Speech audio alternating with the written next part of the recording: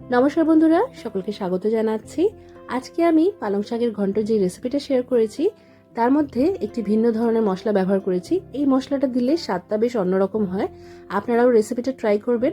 আর আজকের ভিডিও ভালো লাগলে ভিডিওটাকে লাইক আর শেয়ার করতে ভুলবেন না। রান্নাটা করার জন্য প্রথমেই শাক ভালো করে ধুয়ে বেছে কেটে নিতে হবে। আরেকদিকে আমি কড়াইয়ের মধ্যে যতটা আমার শাক সবজি আছে সেই আন্দাজ করে একবারে তেল গরম করে নিয়েছি।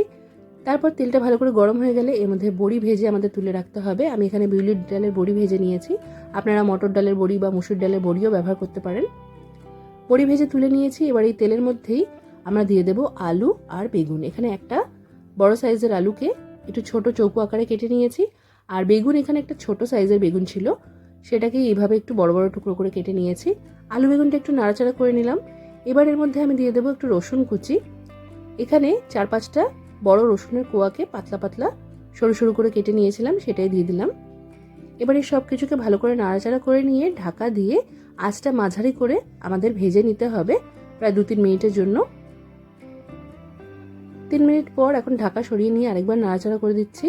দেখতেই পাচ্ছেন বেগুন আলু দুটোতেই সুন্দর কালার চলে এসছে।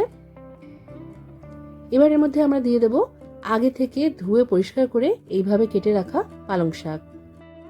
পালং শাকটা সবসময় ভালো করে জল দিয়ে ধুয়ে নিয়ে তারপর কাটতে যাবেন।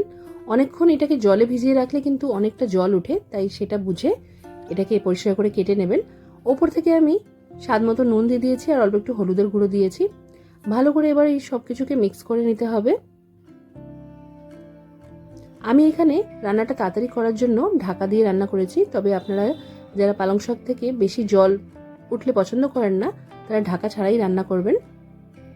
এবার এখানে একটা মশলা তৈরি করে নেব। তার জন্য একটা কড়াইয়ের মধ্যে আমি 1 চা চামচ দিয়ে দিয়েছি গোটা জিরে, দিয়ে দিয়েছি একটা শুকনো লঙ্কা, আর তার সাথে দিয়েছি 1 মুঠোর মতো চিনেবাদাম। এই সব কিছুকে শুকনো খোলায় আমাদের 2 মিনিটের মতো ভেজে নিতে হবে। তারপর এই যে চিনেবাদাম আছে তার খোসাটা একটু ছাড়িয়ে নিয়ে এটাকে ভালো করে গুঁড়ো করে নিতে হবে। এইটাই হবে আমাদের সিক্রেট মশলা। আরেকদিকে আমরা ঢাকা দিয়ে পালং শাক আর সবজিটা রান্না করে নিয়েছি। দেখতেই পাচ্ছেন অনেকটাই জল উঠেছে। এখানে আলু আর বেগুন দুটোই সুন্দরভাবে নরম হয়ে গেছে। এবার এর মধ্যে আমি দিয়ে দেব অল্প একটু চিনি। এই রান্নাতে একটু চিনি দিলে স্বাদটা বেশ সুন্দরভাবে ব্যালেন্স হয়ে যাবে, যেহেতু পালং শাকে একটু লবণাক্ত স্বাদটা হয় বেশি। তার সাথে বড়িগুলোকে ভেজে রেখেছিলাম সেগুলোকে একটু ভেঙে দিয়ে দিলাম, আর যে মশলাটা গুঁড়ো করে রেখেছিলাম সেটা দিয়ে দিলাম। এবারে সব কিছুকে ভালো করে মিশিয়ে নিতে হবে।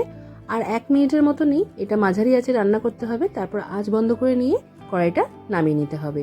এই রেসিপিটা কিন্তু রুটি ভাত দুটোর সাথেই খেতে ভালো লাগে। একটা দারুণ রেসিপি, অবশ্যই ট্রাই করবেন। আমার এই চ্যানেলে অনেক নিরামিষ আমিষ রেসিপি আছে, চাইলে সেগুলোও দেখতে পারেন। চ্যানেলটাকে অবশ্যই সাবস্ক্রাইব করবেন। আজকের মতো এখানেই শেষ করলাম। সবাই খুব ভালো থাকবেন আর সবাইকে খুব ভালো রাখবেন। ধন্যবাদ।